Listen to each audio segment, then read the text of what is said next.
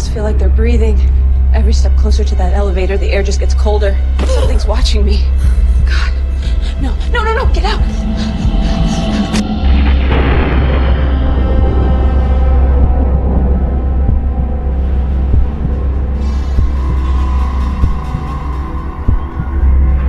Hospitals save lives, but they also hold on to death.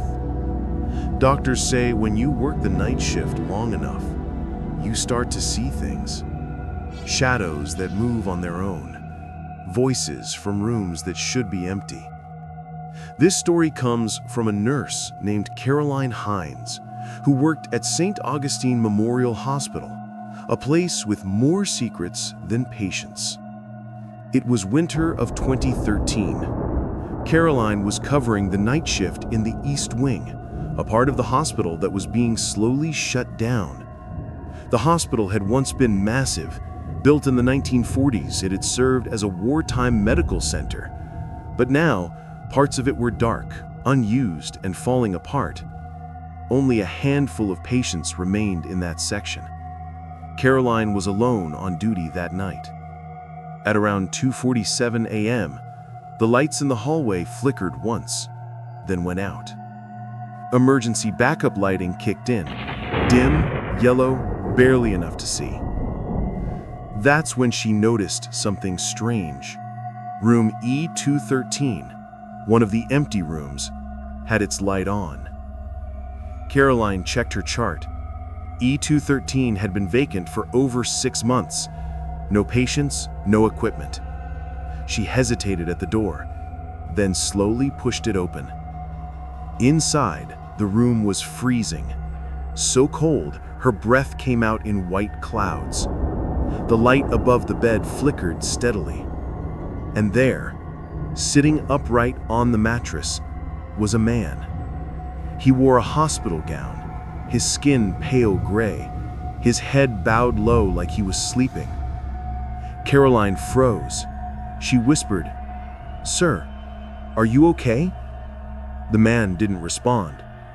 She took one cautious step closer, and she realized she could see through him. The air shifted. The monitor beside the bed, unplugged, began to beep. A steady, rhythmic heartbeat filled the silence. Then the man looked up. His eyes were dark holes, and his mouth opened in a silent scream. The light flickered, and he was gone.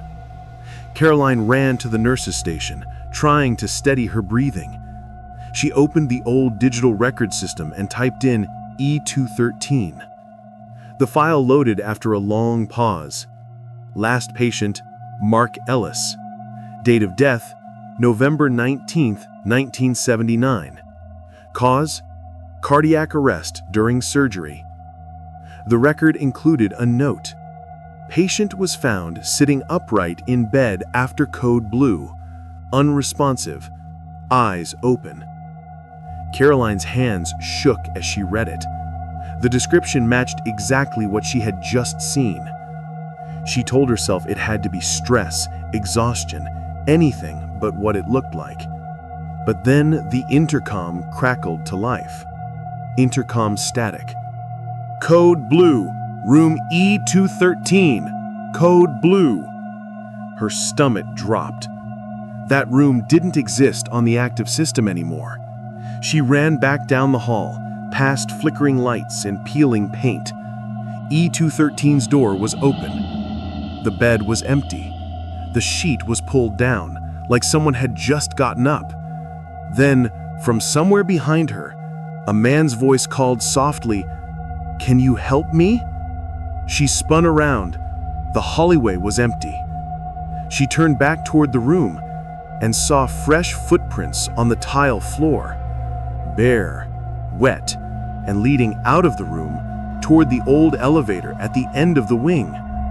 The elevator hadn't worked in years. Caroline followed the prints, her flashlight shaking in her hand. The prints stopped right in front of the elevator doors, and then, slowly, the doors slid open. No sound, no power, just a yawning, pitch-black shaft. A rush of cold air hit her face, and in that air, she heard a whisper, low, broken. "I didn't make it." Then the elevator doors slammed shut. Caroline stumbled backward, and the emergency lights along the hall went out completely. For a moment, the only sound was the beeping heart monitor coming from somewhere deep below her feet.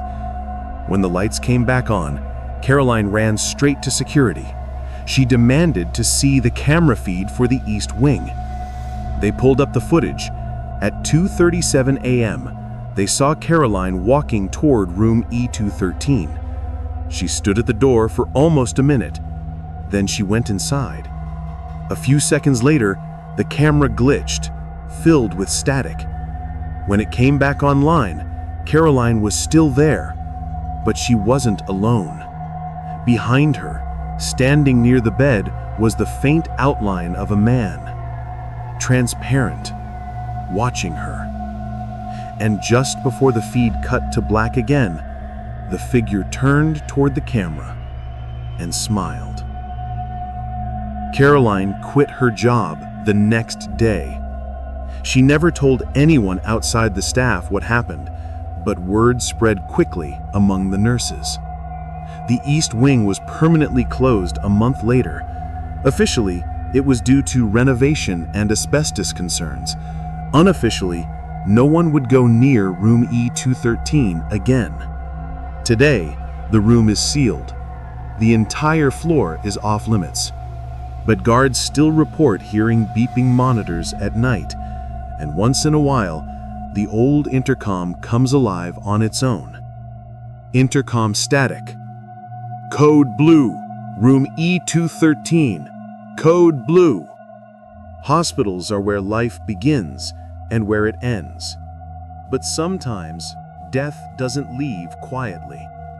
And if you ever work a night shift in a quiet hospital and you hear a code blue from an empty room, don't answer it.